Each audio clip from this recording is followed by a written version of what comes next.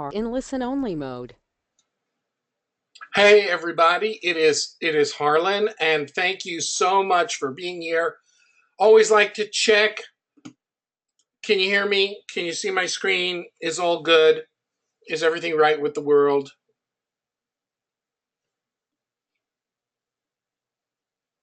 Okay, thank you. Thank you all so much. Um, this is going to be an amazing webinar. All webinars are amazing. This one's going to be more amazing than amazing. So stay with me. Some housekeeping just to let you know. Number one, nothing is going to be sold on this webinar. Put your credit cards away. Give me your attention. I'll take your attention instead of your credit card. Number two, there's nothing to sign up for. I'm not going to ask you to do anything except pay attention, okay? You're going to you're going to learn something. And finally, this webinar is 100% solid information about mindset and wealth. I may throw in a story or two, but that's it.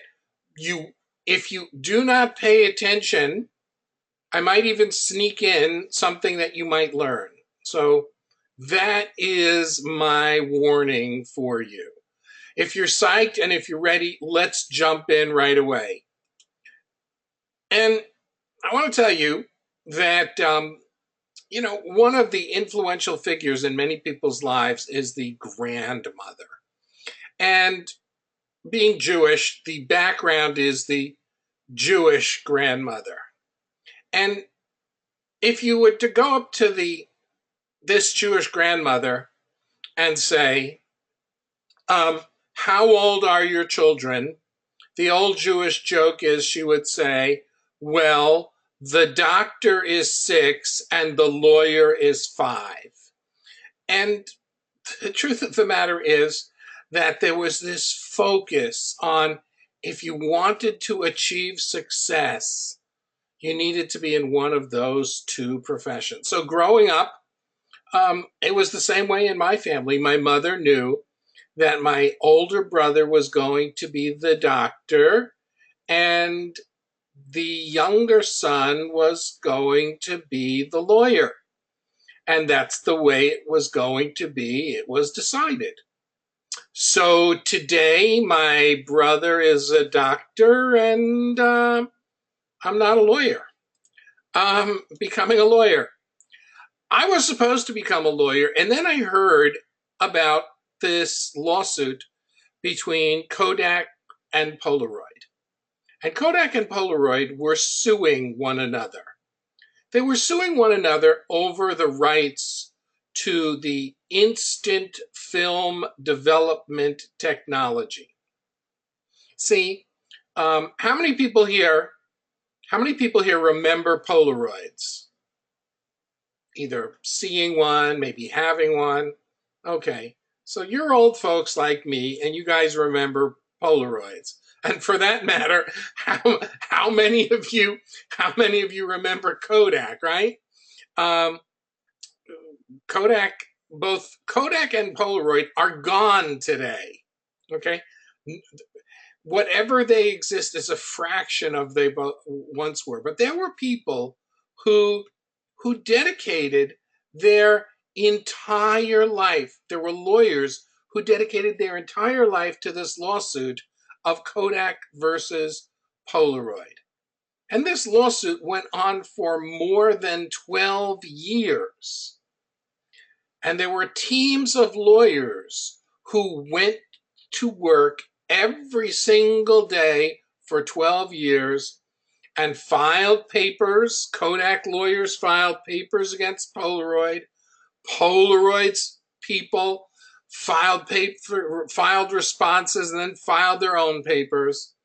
And teams of lawyers did nothing but focus on this lawsuit day after day. And the funny thing is, like the old Hadfields and the McCoys that were quarreling, Both companies went out of business with the lawsuit completely unresolved. There was no point in suing because neither company was around. They were gone. They were replaced by digital photography. And today, if you want to develop Kodak film or Kodak paper or Kodachrome slides, good luck to you. There's going to be a generation that's going to hear the song Kodachrome um, by um, uh, by Paul Simon and go, what are they? What is Kodachrome? What is he talking about? Um, but frankly, I couldn't see becoming a lawyer and being a hotshot corporate lawyer and being involved in a lawsuit like that day after day, year after year. I thought I'd go out of my mind. And in order to go to law school, you had to take the law boards, the LSATs. And I went to a prep course. And the prep course was in Midtown Manhattan. And I saw people who were at the prep course from when the place opened at like 8 a.m. until they threw them out at midnight, and they didn't move. All they did was just focus on their books. They would come with their lunches. I don't think these people even took bathroom breaks. They sat there all day. They sat there all night. They never moved. They studied around the clock. And I said to myself, that's not for me. Now, the truth of the matter is, I got admitted to law school twice. I was a little bit of a precocious person in high school. And so I was admitted to a special law program right out of high school, right? You go from high school to college, and then from college you apply to law school. Well, not me. I got accepted into law school right out of high school. And it was a joint program. And after half a year in the program, I decided it wasn't for me and I dropped out. And I went to different schools. I went to college. I applied to law school. I got admitted to a couple of law schools a second time. And then the day that I got my admissions to law school, I said, you know what? I want to make a difference in people's lives, and I don't think I'm going to do it through the law. And so my poor mother was shattered that she didn't get the doctor or the lawyer. I remember the year. By the way, she was not at all consoled by the fact that her son was the rabbi. Just didn't make, I wasn't a lawyer. This is my son, the doctor, and this is my son who's not a lawyer. Okay. You can imagine the pride that she had in me. So the bottom line is, I knew that the dream was become a doctor, become a lawyer, become wealthy. But it didn't work for me. Now I look at my friends who are doctors and who are lawyers, and um, I remember that the people that I went to college with who became lawyers, and I was making more as a teacher as they were than they were making as lawyers. They weren't making it. They didn't survive. And today, if you're a lawyer and you want to get a job, good luck to you because it's likely not going to happen. It's that rough these days to get a job. So as a law school and make any money. So I decided something else. Now, growing up, one of my best friends, his name was David. And David went to work at his father's factory. And his father um, started a company called Walden Farms. By the way, how many people have heard of Walden Farms? Just let me know if you have. Walden Farms mean anything to you guys?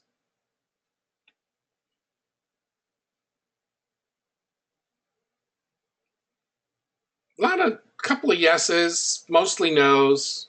That's okay. You won't be tested on it. I'll survive. But okay. So Walden Farms had this really interesting idea. Up until Walden Farms came along, all salad dressings were sold in the salad dressing aisle.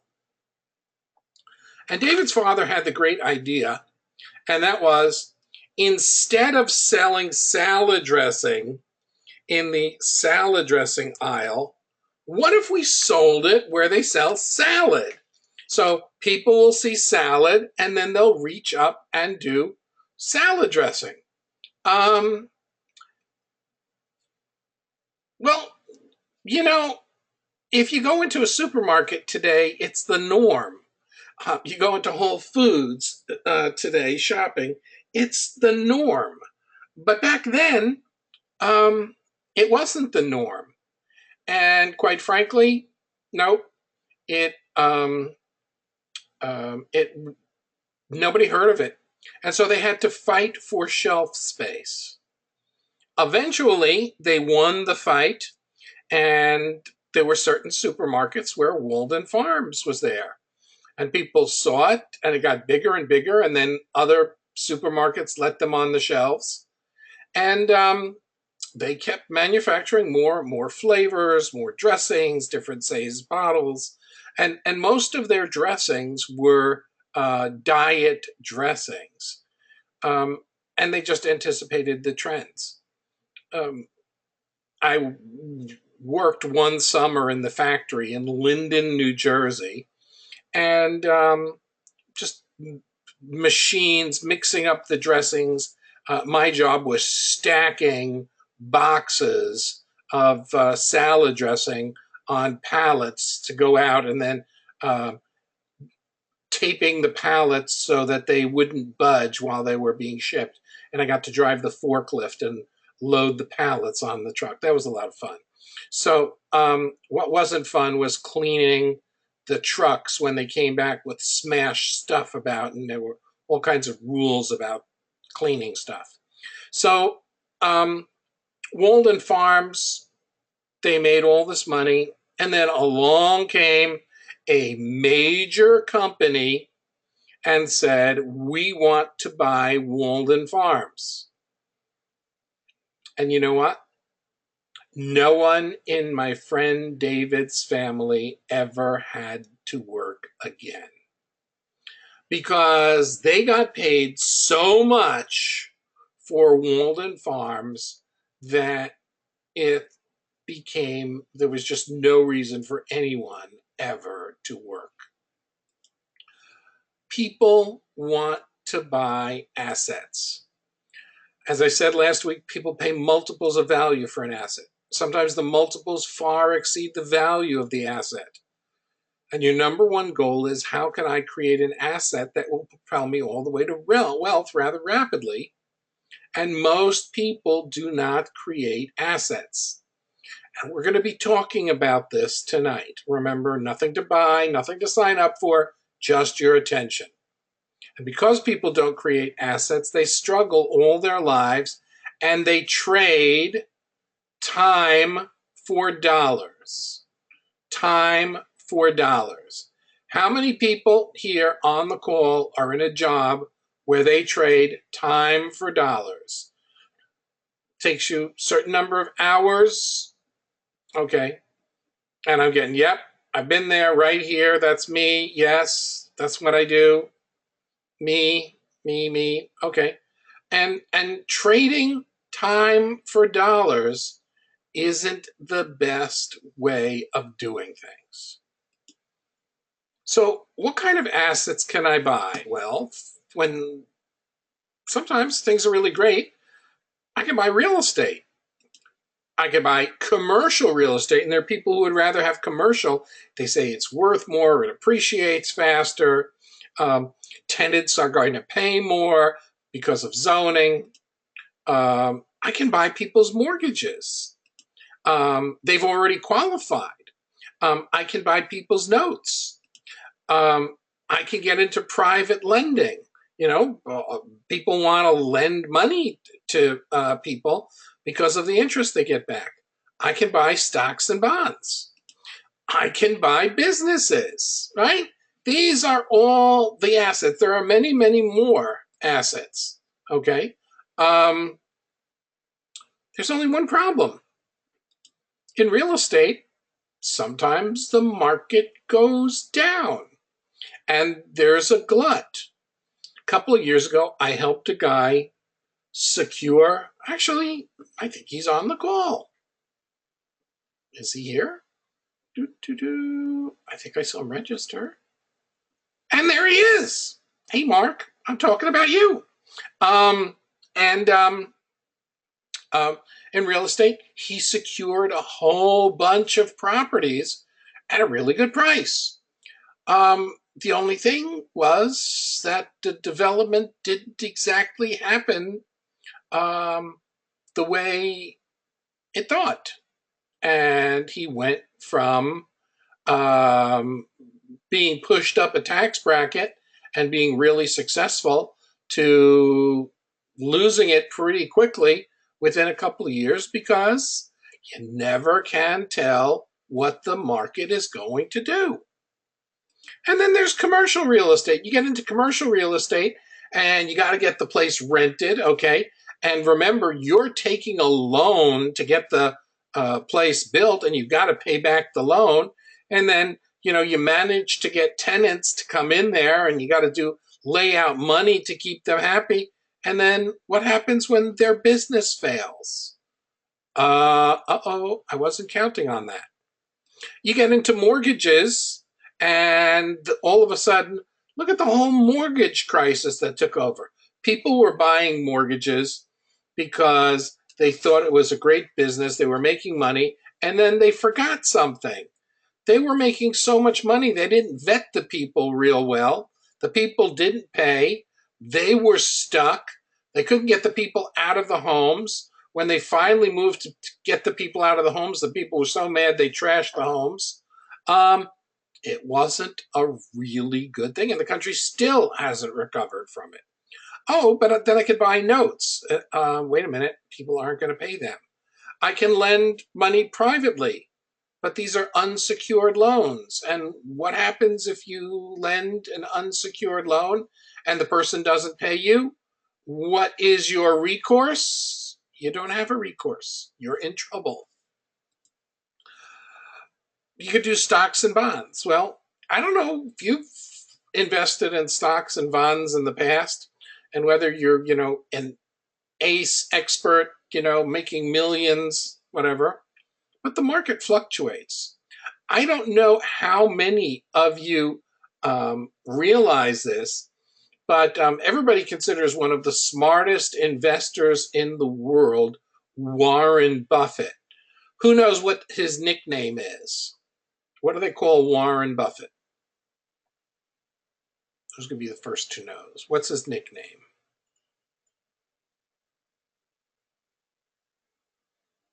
Ah, there it is, the Oracle of Omaha. The Oracle of Omaha. Lots of people knew that. Okay, so the Oracle of Omaha, ready? He lost $1.4 billion in a single day. $1.4 billion in a single day because the market didn't do what he thought it was going to do. And people buy businesses. Well, you're buying a business for its assets, and people put down what their assets were. And, it doesn't always turn out that way. A neighbor came to me recently and she said, "Hey, Harlan, I want to buy a business. You know about education and you know a little bit about business. I want to buy a business. Could you evaluate this business and tell me whether you think it's a good idea or not?" And I said, "What's the business?" "Tutoring." "Okay.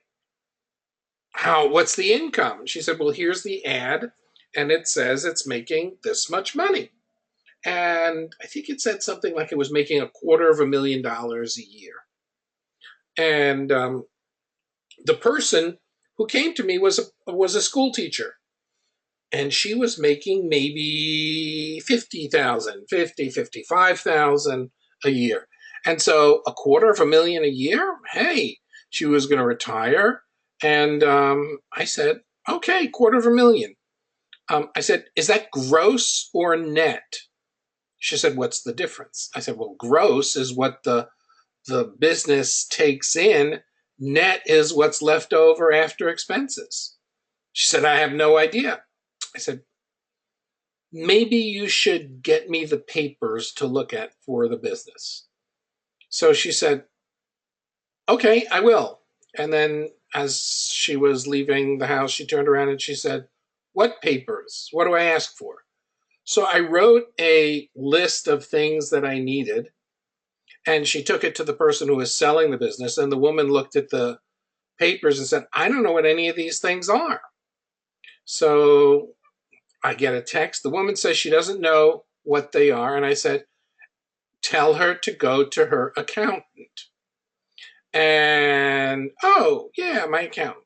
So the accountant produces a set of papers for the business.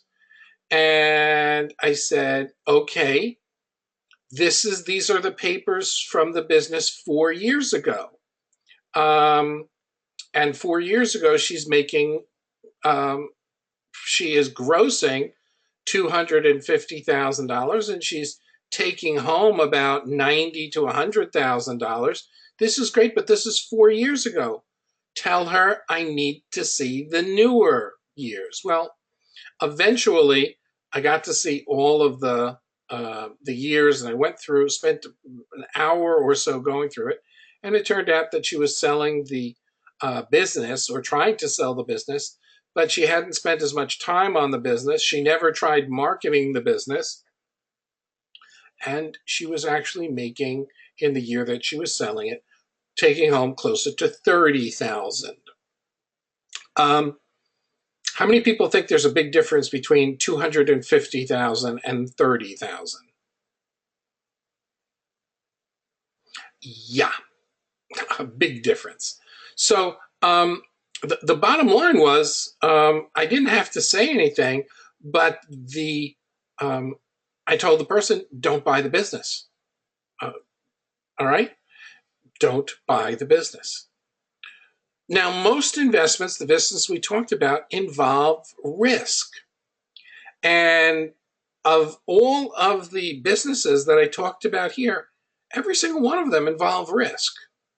Now, we got the pen, and I would like you to write down for yourself, what is your own risk comfort level? What is your risk comfort level? And you can write down, I am comfortable with risk. I am not comfortable with risk. Um, what would what would what's your answer? Go ahead and type that in.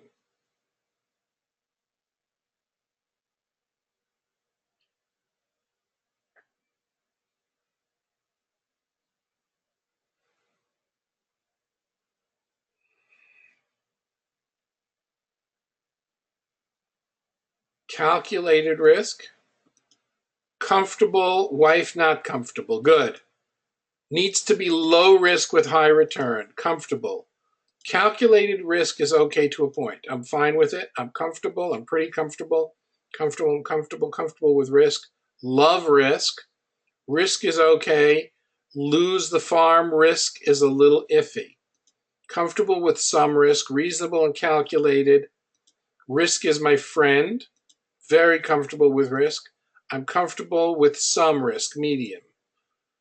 I'm comfortable with some risk, moderate. Level based on available information and understanding. He's so smart. Not comfortable. I'm comfortable with some risk. I like risk, but I prefer monopoly. Smart ass. Comfortable. 7 out of 10 with risk. Okay, so I'm really good. Um, I'm really, we're seeing that most people are comfortable with some risk, just got one low threshold of risk, and that's okay. There isn't a right or a wrong answer. Um, I actually have my own personal comfort level. Is there are certain areas where I have a low area of risk. Um, I go to Vegas frequently. I don't gamble. Um, I don't like that kind of risk. Some people disagree and love gambling. I've seen people come walk into seminars and they've the true story. First seminar in Las Vegas, and this guy comes in and he is on a high, and he said, I just got off my plane on the way into the seminar. I passed through the casino. I just dropped $5,000 at the blackjack table. And you know what? That's not my comfort level of risk. That's not where I would do it. But if you talk to me about a business proposition, well, then I would be interested in hearing more about it. Now, it's important to know that our beliefs control our lives. Did I ever tell you the story about the guy who thought that he was a corpse?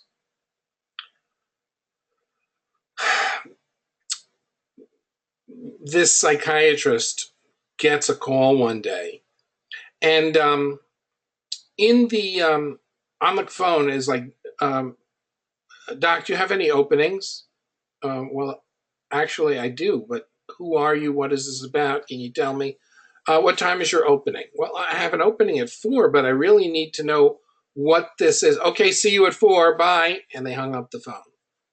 Well, the doctor's in her office at 4 o'clock, and it's actually 10 to 4. And the receptionist comes in and says, Doc, you got to come to the window. You got to see this. And she goes to the window and she sees that a big car is pulled up outside. And there are people opening the back door, and they are dragging a young man into his office. His legs are dragging behind him. Big guy. Guy's not moving, not saying anything. And they open up the door to the office and they say, Doc, where do we put him? She said, well, there's a couch in my office, but I'm afraid I need to know what's going on. I need, like, information and whatever. And they said, Doc will be back in an hour. Wait a minute, what are you doing here? You can't just drop this guy in my office. But they've already left. She goes into the office, and the guy is sitting there. And she said, okay, what's your name? He tells her name. What's the problem? What's going on? And the guy says, I don't have a problem in the world. Okay. Why are you here? Well, I don't have a problem. They have a problem. What's their problem? Well, they refuse to admit that I'm really dead and that I'm only a corpse. And she said, if you're a corpse and you're dead, how are you talking to me? He said, come on, Doc. I expected better of you. This is my spirit talking, but I'm really dead. And that begins the most interesting hour, where she starts to prove to the guy that he's alive, and he is proving to her that he's dead. And over the course of the hour, she's trying to explain things, and she says, wait a minute. There's another doctor down the hall. He has a EKG machine. What if I go get the EKG machine and strap you to it and show you that there's a heartbeat? Wouldn't that be proof? Because if you're a corpse, you don't have a heartbeat. And the guy goes, you're getting somewhere. The only problem is, I don't know anything about these EKG machines. For all I know, it could be showing your heartbeat, not my heartbeat. So try again. And she hears the car pull up outside. They're coming to get it. And she feels, she doesn't know much about it, but she's frustrated. And she says, wait a minute. If I get a pin and stick it into you, if you're a corpse, you're going to bleed. You're not going to bleed because rigor mortis sets in. So corpses don't bleed. And the guy goes, now you're talking, Doc. Go get a pin. So she goes out and says to the receptionist, do you have a pin? Yes. She comes in and she opens up the packet because it's got to be sterile. She grabs some alcohol and he says, what are you doing? She goes, well, I've got to wipe your finger off with alcohol, don't I? He goes, but I'm a corpse. You don't need to do that. She says, okay, get ready. And she just sticks the thing into his finger and nothing happens. And the guy sits back with this big smile on his face. And she says, hold on. And she picks up the finger and squeezes it. And a big red drop of blood comes up. And she sits back all satisfied. And he looks at it and goes, well, I'll be damned. Corpses do bleed. Now, when people have a belief, you can go and say anything and prove anything.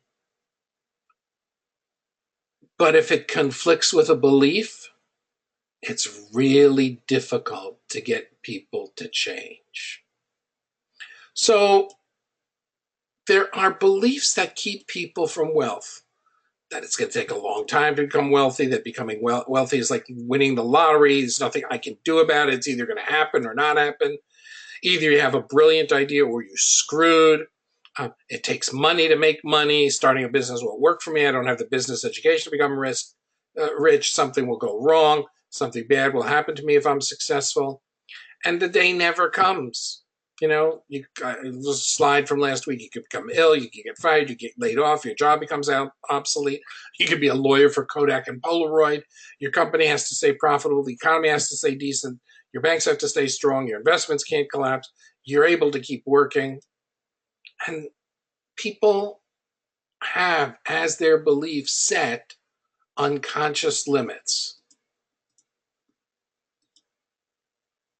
Like the person who said, we're doing excellent work, but they're not. This is too hard. I just give up. Heard that yesterday, heard that today. I don't understand.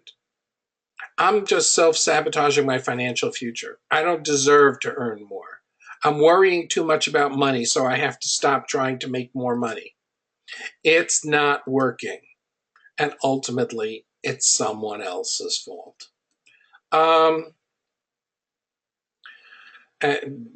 Ellen writes, pile up enough tomorrows and you'll end up with a lot of empty yesterdays. Well, a lot of people, Ellen, live their lives waiting for tomorrows that don't come, and they look back on yesterdays that they wish had been different. Now, I apologize for this slide, but this was the contents of a gift, and many of you know the story that there were two brothers. One was the negative and one was the positive.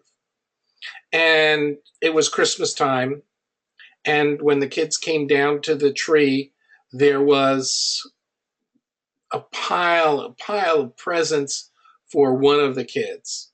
And he opened them up, and they were planes, they were all robots and everything. It was like kid heaven.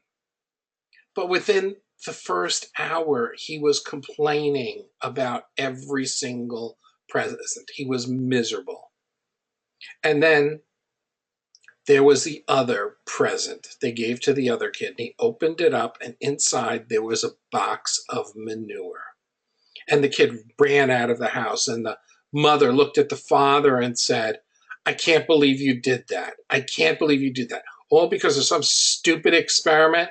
The kid ran out, and they go outside trying to find him, trying to calm him down. And the kid is running around, and they go, finally grab him, and they go, what are you running around for? And he said, well, if you gave me a box of manure, it means that you really have a pony someplace for me here. And in fact, it was the truth. When you have someone with a positive attitude, they can turn anything into a victory. When you have someone with a negative attitude, they can turn any victory into a loss. I was in education, and one of my last years in education, I was given a fellowship to Harvard University. It was for a summer program at Harvard's Graduate School of Education. And here I am with the finest educators in the world. I mean, I had studied the educators at Harvard, and now I am sitting, having breakfast with them, chatting with them. These people were off the charts geniuses in the Graduate School of Education. And there I am sitting and talking to them. And one day, they did all kinds of research. And one of them leans over and tells me a story that I will never forget. That in a school in New England, they hired a new teacher, and because he was the low person on the totem pole, they gave him the worst possible class. And within a few weeks, the principal wants to know what's going on because he's not seeing any discipline problems as they had in the past, and the kids are doing really well. So he goes to the teachers, everything's okay? Everything's fine. You sure everything's okay? Everything's fine. He said, okay. And when it comes to the end of the year and the standardized testing, that class did really well, super well. In fact, they did the best in the school. And the principal calls the teacher in and says, I really want to commend you on the year that you have. Your students were the highest performing. This was simply incredible. I've never seen anyone take students like you had and turn them into the finest students in the school. And the teacher says, well, when you give me students like that, how can I not succeed? Those students had the highest IQs of anyone I've ever seen. And the teacher says, what did you say? And the teacher said, those students had the highest IQs of anyone I've ever seen. And the teacher said, we don't have IQ records on the students. And the teacher said, yes, you do. They were in my roll book at the beginning of the year. Next to each student was their IQ. Those IQs were phenomenal. How could I not succeed? The principal says, could you bring me your roll book? And the teacher says, yes, excuse me. He goes to his office, he gets the roll book, comes back, gives it to the principal. And the principal looks up with horror and says, those aren't their IQs. Those are their locker numbers. Well, the teacher didn't know that those were locker numbers. He treated the worst kids in the school as if they were geniuses, and they performed that way. When your beliefs are in line with your actions, you can accomplish anything. But when your beliefs get in the way, look out. So we have the Kilstein Rule here. People with the wrong mindset will fail even with a sure thing. And the converse, people with the right mindset will win even with a negative thing. Right now, quickly go over to the chat box and tell me, agree or disagree.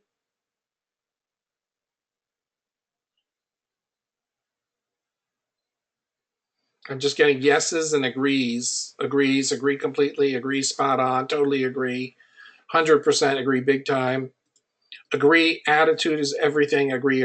There's nobody who disagrees. And we got hell yeah. Listen, you can't say hell yeah, that belongs to hell. So I'm just protecting that. Hell, you're going to have to trademark that, okay? So I'm going to ask you something now. Here's the thing. Which one of these are you?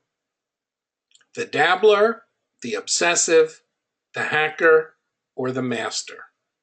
Let's take a look at this. This is the dabbler, okay? The dabbler. The dabbler is the person who starts out not seeing much, all of a sudden starts to see some improvement. The curve goes up, then all of a sudden goes down. He goes and hits this plateau and then just gives up completely and goes down spinning. You see a little spin here. He goes down spinning, trying to save himself from a flaming death. All right, gives up. Next project comes along, does the exact same thing. Takes him a while to get started. Sees a little bit of progress. Oh no, the progress stops. Oh, okay. We're on the plateau. Nothing's happening. I'm doing something wrong. This doesn't work. Gives up. Down, spinning, flaming death. And then he goes through it again and again. Anyone ever see anyone like this in their lives? Sometimes it might even be part of you. Okay. People are saying, yep, that's me, of course. Been there, yep, that's me. Okay, well, let's go a little bit further. I want you to meet the obsessive. The obsessive starts to see some progress, levels out. Wait a minute, there's no progress. All right, I'm going to put all my effort into it. I'm going to make progress. No! Wait. I'm going to do this. I'm really going to get serious about it. Oh, no! Yeah, okay. I think I can. I think I can't. And then they keep going. They make themselves absolutely crazy. And then they go down to the spiraling, flaming death. But they tried everything. Anyone know anybody ever been here? Yep, did that, done that too. Yep, absolutely. Oh, that's me. I'm more like the dabbler. Okay. I see a trend here. Oh yeah, been there. Okay. Then there's the hacker. Okay, this is the hacker. And I could tell you so many people I know who are hackers. They start out, they see some progress, they've had some progress at the beginning, and then they come to the plateau, and that's it. They spend the rest of their life on that plateau, not doing anything. They live there. Been there, got the t-shirt sometimes. Sad face, that's me. Anyone else recognize it? Yep. Sometimes that's me. Yep. Okay. You get the idea? I feel like it sometimes. This is kind of where I'm stuck right now. Okay. Well, that's why we're talking about it. Now I want you to meet the master. We've all seen the movies of the Oriental, expert, whatever. Well, listen to this. Okay. listen up here. The guy comes along, nothing's happening, He's putting in his effort, he's putting in his practice, sees some improvement, then goes down, and then he sees some improvement, and he's on this plateau, sees some improvement. But the mastery curve is broken and goes on like this with small incremental things and the plateau in between. And people don't like the plateau, even though it's part of the mastery curve. So, what exactly is mastery all about? It's a journey or a process and not a destination. So many people think only of the destination, they miss out on the curve. Now, I saw Bruce Springsteen recently in New Jersey. Haven't seen him in a few years. And Springsteen just released his autobiography. It's called Born to Run. And I heard him talking about his autobiography. And he was talking about when he got his first guitar. And he said when he got his first guitar, it sounded awful. And he would just play that guitar. And then one of his uncles came over and said, you know, Bruce, that guitar might sound better if you tuned it. And he said, what's that? So the uncle showed him how to tune the guitar, and it hadn't even been tuned. And Bruce said, you know, people say that you become an expert or a master after 10,000 hours. He said, I put in 10,000 hours every month on that guitar. And, you know, Bruce Springsteen is one of the top musicians in the world. But he wasn't born at the top. As a matter of fact, if you read the story of poverty that he had, he came from the poorest of the poor. But he found a way out. And the way out was to become a master. Now, our culture is totally against mastery in all forms because people want a quick fix, even when they know the quick fix isn't true. When you play the piano as a child, you're content to play the scales again and again and again. But as an adult, you sit down at the piano, you play the scales for 10 minutes, and then go, okay, I'm ready to play Beethoven. And you know, it just doesn't work that way, even if we try, even if we want it. Can I lose 20 pounds this week? How many times people would come to me when I had my hypnosis office? People want immediate results. A lady came into my office on a Friday for her first hypnosis session. And she came back on a Sunday and she said, I haven't lost enough weight. I don't want to do hypnosis anymore. And I said, okay, tell me what your experience was. She said, well, you know, I wanted to see if hypnosis would work. And I went out, I went from here and I went next door to the drugstore and I bought a box of donuts. And I wanted to see if hypnosis would stop me from eating the donuts.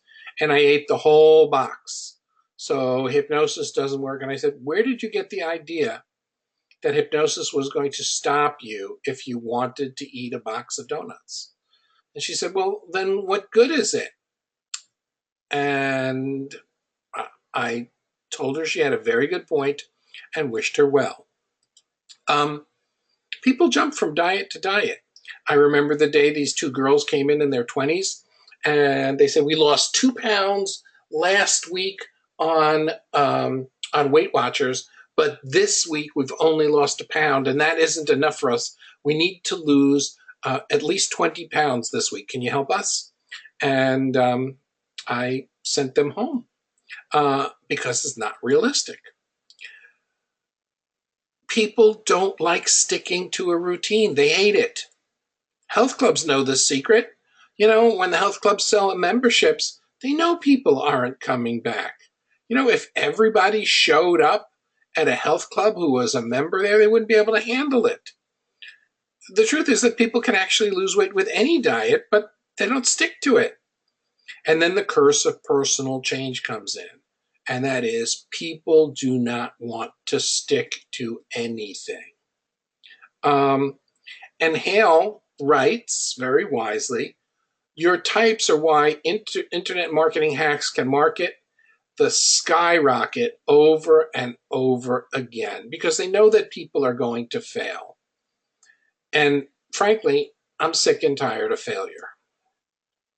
People don't want to be on the plateau, but that's where the learning and growth takes place. The way to mastery is when you learn something new, it's often challenging. People don't want it to be challenging. They want it to be easy. We're end goal focused. And if we don't get our end goal immediately, we give up immediately. There's an 80-20 rule. The 80-20 rule is known as the Pareto principle. I have to tell you, I know it's a rule, but I hate the rule. And the rule says that basically in any given situation, 20% are going to be successful and 80% are not.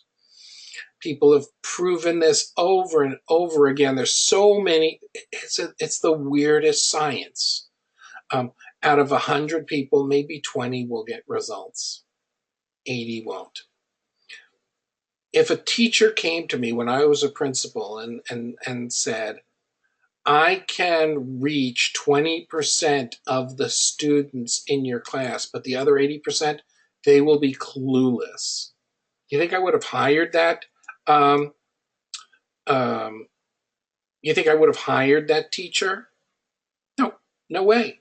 I would not hire that teacher because it's my belief that everybody can change and everybody can succeed. And frankly, I believe in those two principles that you hand someone with a negative mindset, literally the golden goose, and they're never going to take action. On the other hand, if you hand somebody with a positive mindset a crappy situation, they will turn it around and do something wonderful with it. Now, growth comes in aha moments. Aha moments while you're on that plateau. It's not a constant graph. Listen, everybody would love, okay, every hour I invest, I'm going to see a result. I'm going to see a result. I invested an hour today, I made $1. I'm going to invest 2 hours tomorrow, I'm going to make $2, and so forth. That's not the way life is. It's like the untuned guitar, Hale says. Well, why does it take so long? Well, physical activity needs to go to muscle memory if you're learning a sport. Mental activity needs to overcome stages of resistance. People are in habitual behavior situations. Years ago, I had a program called 5 Minutes to Personal Change. And it was the most amazing program I've run. I had 100% success rate in it. I didn't take too many people in it, but I had 100% success rate. And it was just incredible. And bottom line was that when people are doing the same thing over and over again, they don't see any kind of success. You've got to change things. So this one guy in this program was not experiencing success. He was working all day for his business, and then he'd stop and go to work on his internet business. And he told me it wasn't working. And I said, okay, here's what I want you to do. I want you to, at the end of your business day, I want you to pick up your laptop computer, and I want you to go, he lived in Florida, so I knew where he was. I want you to go to the Starbucks 6 blocks away, and I want you to walk there. And the guy had an answer for everything. No, I'm comfortable here. I said, I want you to go to the Starbucks to work for 1 hour, and you got to walk there. The next week, he checks in with me, still no results. I said, are you at the Starbucks? No, I didn't go to the Starbucks. I said, all right, I'll tell you what. Tomorrow, I'm going to be at the Starbucks. And if you're not there, I'm kicking your butt out of the program. Now, the funny thing was that I didn't know what he looked like, but he didn't realize that. So I go to the Starbucks, and promptly this guy comes in with a laptop and throws it down, looks around, sees me, comes over and goes, I can't believe you're here checking on me. And I said, yep, and I'm going to watch. You got an hour. Sit down and go to work. He sits down and goes to work. I get him on the phone next week. I said, how's everything going? He goes, this is fantastic. I'm getting so much done. I said, so what do you think of Starbucks? He goes, I just needed the change. And sometimes all of us need to change the way we do things. There's an expression, you can't teach an old dog new tricks. Absolutely not true. You can teach an old dog new tricks.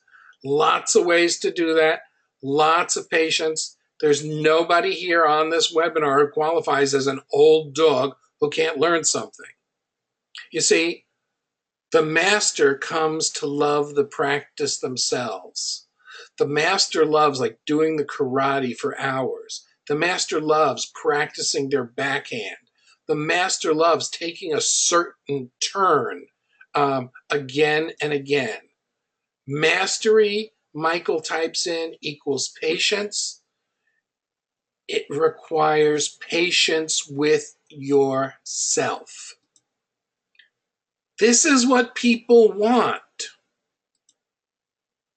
But this is the ultimate, the mastery curve. So, this is the one that you folks recognize. People want millions by tomorrow. Is winning the real lottery realistic? Is becoming an overnight success in business realistic? Is playing in the World Series realistic if you've never played baseball before? No. You've got to be patient with yourself. You have to have reasonable expectations for yourself. And most people I encounter don't know how to do this. Everybody can achieve wealth. How much do you want it? How much time are you going to invest in it? Are you prepared to deal with the learning curve? Are you prepared to stick it out? Are you prepared to stick out the plateau where mastery happens? Now, if the answer is yes, you're on the road to wealth. Now, next week is going to be the final episode in our series on wealth. And I'm going to invite you all back. And next week, we're going to get serious about wealth. And I'm going to give you concrete steps for growing in wealth. How many people learned something tonight? Let me know.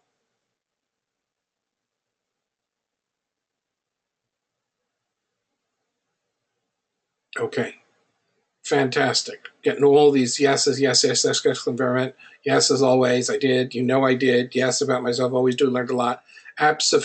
Absolute friggin' lootly great. It was, thank you, definitely. So come back next week because it's gonna be even more awesome. Thanks so much, everybody, for joining me. I can promise you next week, be there. Be there. Can we do it earlier? It's 2 a.m. start here in the UK. Pete, I don't know because I'm going to be traveling. Yes, there will be a replay. I'll send it out to everybody who registered. All right, everybody. Take care, and I'll talk to you soon. Good night, everybody.